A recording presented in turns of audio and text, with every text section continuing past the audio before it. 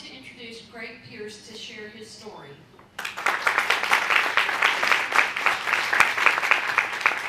Well, hello, Nashville. Hello. Is it okay to call this Nashville? Yes. See, where I come from, if you call us from being from the next town, you're in trouble. That's fighting words. First things first, everybody smile.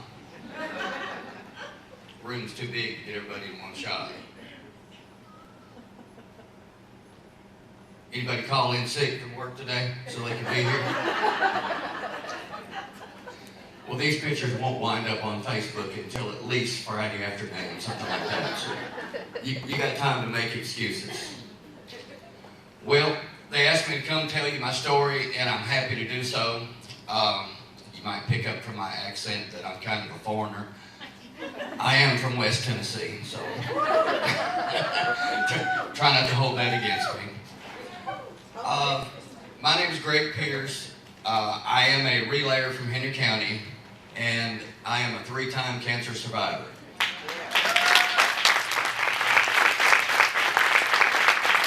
3 times, some people say, bad luck. Some people say good luck. It depends on, is your glass half full, half empty? Kind of your outlook on life. Things have happened in a series of 3s with me through this thing, and it's kind of a long story, so try not to fall asleep on me here. We have to go back about 24 years. I go into a doctor's office because I just had a runny nose. It was as simple as that. I didn't have anything. My runny nose, my sore throat had nothing to do with having cancer. It was just a fluke. Back when I was a kid, you kind of have to know my family. You didn't go to the doctor. I mean, limbs were missing, and then they'd say, shake it off. You don't need a doctor. But my wife and I had just been married. I was working in the business world. I had to talk. My job meant that I had to speak every day. So if I couldn't speak, I was unemployed. So I go to the doctor. I need something for this cough. I coughed so much, I literally could not talk anymore. And so in a simple examination, the doctor says, how long you have that lump in your neck? And I start grabbing around. What you talking about? What lump? And he says, that lump right there. You got a lump there. Had a golf ball sized lump in the side of my neck that I didn't even know was there. These things can happen, and you don't know. There was 2 little ones underneath of it, and so real fast paced, we go from sitting in a doctor's office to a week later I'm sitting in Jackson, Tennessee having a biopsy done to maybe a month later I'm in Memphis, an oncologist, and we're talking about surgery, getting things cut out and all these things that are going to happen. They're telling me I need to go ahead and make preparations to quit my job, get somebody to take care of me because this is going to be long and hard. And, this first individual was telling me all this. He was kind of a downer. He was pretty much telling me, just go ahead and write yourself off. This is bad stuff. But the term luck comes in dealing with cancer sometimes, and the first real doctor, I say, my oncologist that I found in Memphis that I was referred to, first thing he tells me is how lucky I am to have cancer today. And that's not something you really want to hear. If that's the kind of luck, I don't know, maybe I should play the lottery or something. It's, luck isn't something that you think of with having cancer. But his reasoning behind that was I had Hodgkin's disease. The Hodgkin's in 1988, cure rate was 90%. He tells me that 10 years ago, which would have been 1978, cure rate was only about 10%. So it had flip-flopped, 90%, 10% in a 10-year period of time. So if you want to look at it that way, yeah, I was lucky to have cancer in 1988 instead of 1978. So part of that's true. So that first little jaunt with cancer, they tell me 6 months worth of treatment, few operations, few different things we're going to do, and maybe we can get this under control because it's a highly curable type. Well, the thing about that cure rate, it didn't just happen in 10 years' time. It just didn't happen. There's a lot of smart doctors, a lot of scientists, researchers sitting around in these little laboratories mixing stuff together that are responsible for finding something that made a difference in that cure rate coming down. And those those doctors, a lot of them are getting their funding from the work that you guys do. So when you're out here mixing up a batch of cupcakes, you're selling pies, you're having car washes, and you're doing all these things, don't ever think that that doesn't matter. I know I've only been involved in relay for 2 years. And for 20 years, I've seen all the relay signs. I've seen all the things going on, and I know I've talked to some people and they say, well, I'm going to go to this thing, but what difference is $5 more going to make? From a cancer survivor's point of view, I can tell you that it does make a difference. It makes us feel good as cancer survivors. How many cancer survivors are here today? There's several of us. We are all brothers and sisters and members of the club. Whether we want to belong to it or not, again, it just depends on which way you look at it. We could be belonging to another club that didn't make it, so we are lucky to belong to this club. So, but all the things that you do, it does make a big difference. All of the funds that you raise, no matter how little it is, it all adds up at the end of the year, and it does make a difference. So I thank you as a survivor for everything that you do. So let me get back to my long story here. Okay, we get back into this doctor, goes through about 6 months worth of treatment, and after that they've done about everything they can to me, and they say, okay, fine, we think you're good to go. Got to come back and see us every so often, but we think we've done our stuff on you.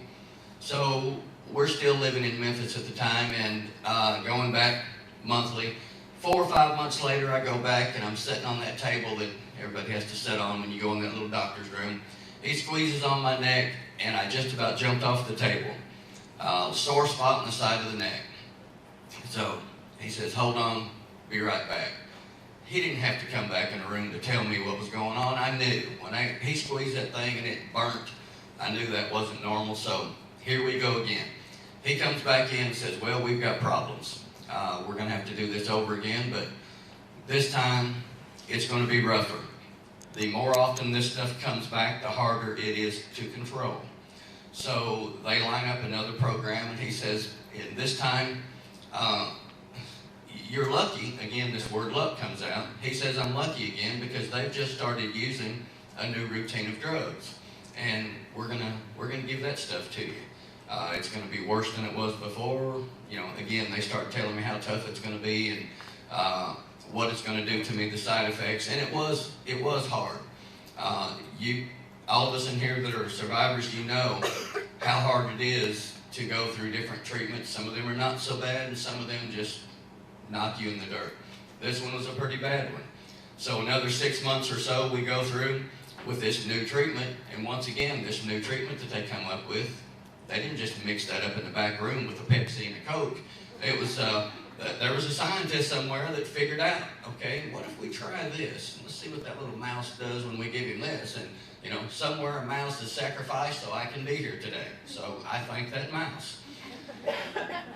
So this new thing that they go along with, again, another 6 months or so, and it does, they say, okay, we've got you done this time. So we left Memphis, get back to our home in Paris, Tennessee, and I was able to enjoy about 18 years of being cancer-free. So the farther you get away from your last treatment as a cancer survivor, the more and more you start feeling like, yeah, I'm starting to feel normal. You start forgetting about all the stuff that you went through and some of the bad thoughts that you have. You start to get those out of your mind. You don't have them as often. And then one morning you wake up and there's that neck again. This time it's me. I wake up one morning, just reach back up here, and I felt something, and it was another spot behind my ear. And once again, I didn't have to have a doctor to tell me what it was. I knew. I wait a few days, go to the doctor, and here we go again. Same routine. Get the biopsy, give you the antibiotics, make sure it's nothing. And, then they finally, a lump did appear in my neck, so here I've got another golf ball on the inside of my neck. And so this time, they send me to Vanderbilt. Anybody here been to Vanderbilt? My favorite place. Without a doubt, one of the best places anybody could go for an ingrown toenail or cancer. It's a wonderful place. From having all the medical care that I've had over the years, there's a lot of things that I really like about that other places could learn. So, again, lucky or not, 3 times, you think your luck's starting to run out. And something funny happened here. When I was diagnosed, it was in October, and they do the biopsy, they confirm, yes, it's cancer again. So they make me an appointment with the doctor at Vanderbilt, and it's 2 months before I can get in to see him. 2 months. I mean, when I'm talking to the girl on the phone that's making the reservation, she said, "Oh, we have an appointment for you December or something." I said, "My God, I'll be dead in 2 months." You know, "Oh, no, you won't, Mr. Pierce. You'll be fine." So she had confidence anyway. So we get to Vanderbilt, and in 2 months' time, okay, let's go back 18 years, the last time I had cancer. So in 18 years, a lot of things have changed, this thing they call the internet. So you can learn all sorts of stuff on the internet, and most of it's bad. You start Googling your particular disease, and you're not going to make it through supper. It's everything out there. You start seeing, the percentage of recurrences, through the roof. The number of people that don't make it. It's just a bunch of negative information. But there I was Googling that stuff and looking at it. I looked up my doctor to make sure he was a real doctor. All this stuff, 2 months is too long to wait, trust me. But when we finally get to the doctor's office, and he comes in and he's already looked at my test results, and they run the little camera down the throat, and he's looking around telling me, "You see that over there? That's your tonsils, and this over here is this." And he says, "You see that little white spot over there?" I said, "Yeah, it just looked like a wad of slobber to me when you're looking on the screen." And he says, "That's our problem." And he yanks that camera out of my throat and starts telling the nurse to make the appointment. We're going to have surgery. We're going to cut that little white thing out. I had a malignant tonsil.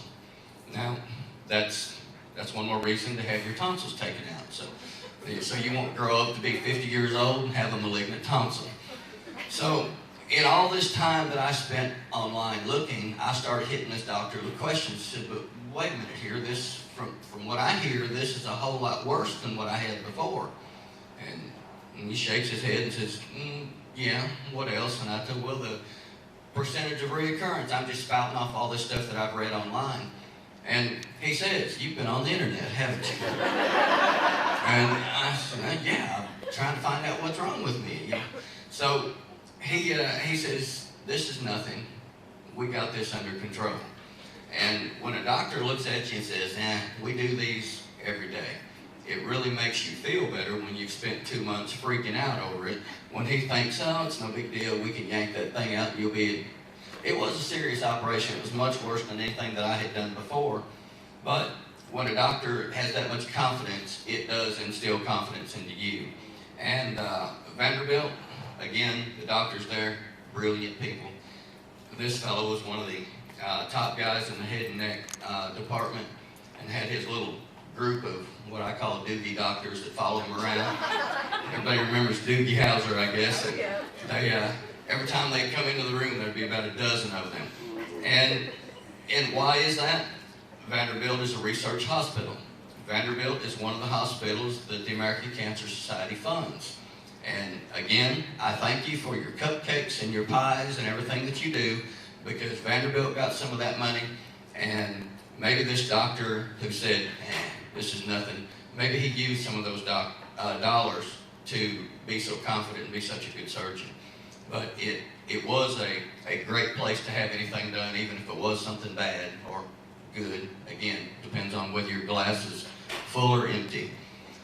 So this time, after a couple of surgeries, they radiation treatment again, another routine group of tests and procedures and whatnot. After, I guess that ordeal was maybe it was only about 6 months long or so. And they say, "Well, we think we've done our job again. You're done." So that's as of a little over 2.5 years ago, my third time. Okay, I beat it down. Cancer keeps coming back, and it hasn't learned its lesson yet, but it's not going to get me. So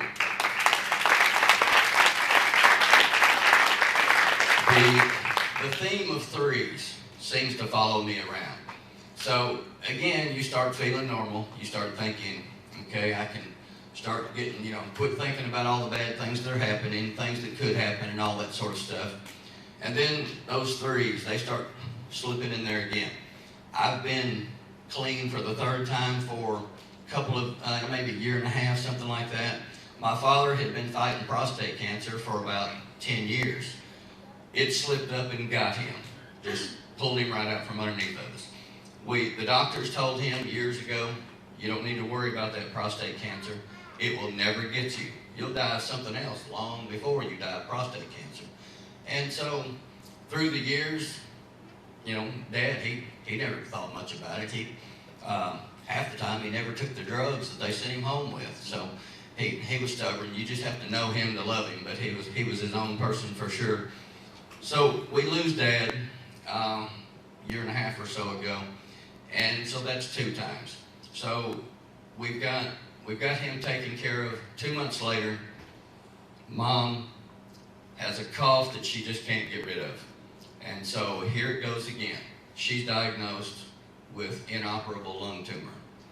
So, there's the third time. There's me 3 times, Mom and Dad, so 3 of us out of our family. It just won't leave us alone, it seems like. So, somebody had mentioned before about caregivers. You think that having cancer would be bad. I'm here to tell you I've had it 3 times, and that's not the worst thing that there is.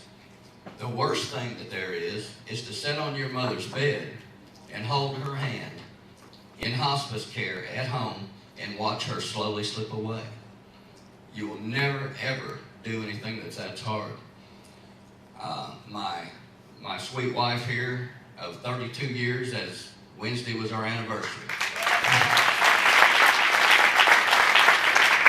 Her, my other brother Daryl, and his wife, we all took care of Mom and Dad, took care of both of them in hospice care.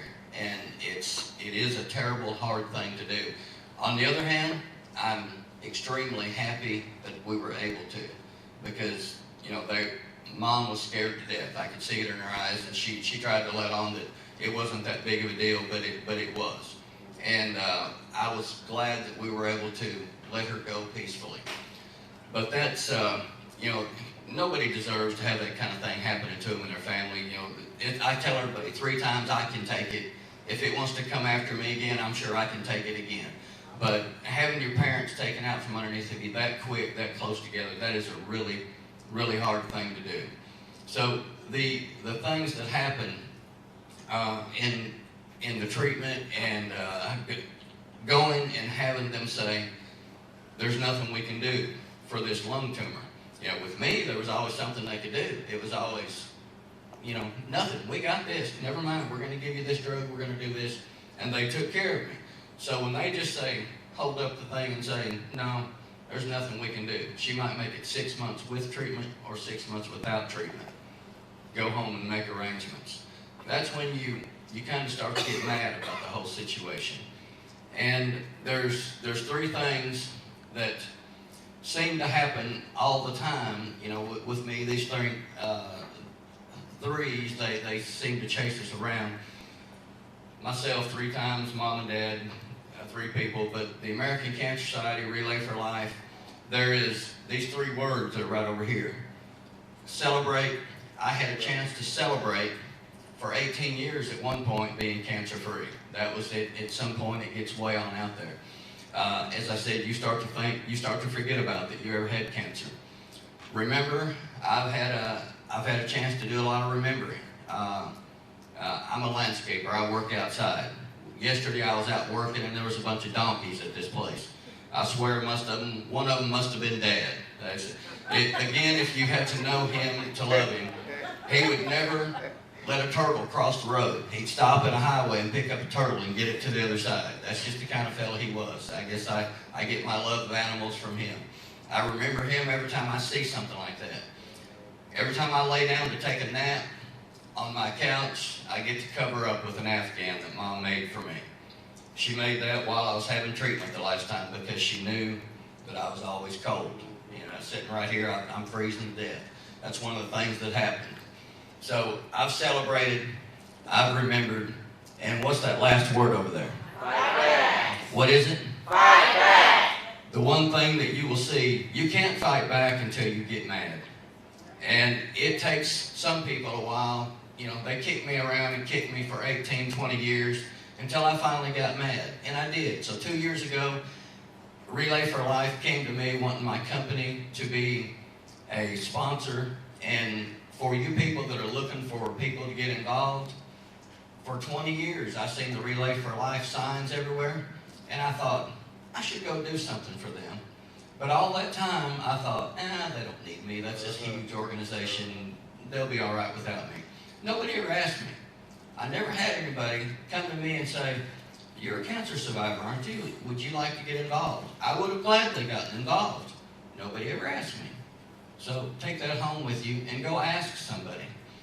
But that's just one of the things that I've seen from the short time I've been in Relay is that we all, every unit needs help. That's the one thing that I've seen. So keep doing what you do. Keep making those cupcakes, 50-cent cupcakes. You might notice I have a sweet tooth. The pies, the car washes, everything that you do, keep doing those things. My hope, my wish for you is that you continue to do those things. You keep the fire burning and don't lose the passion for it because it does make a difference. It really does make a difference. So let's do this together. Celebrate, remember, fight back. Thank you.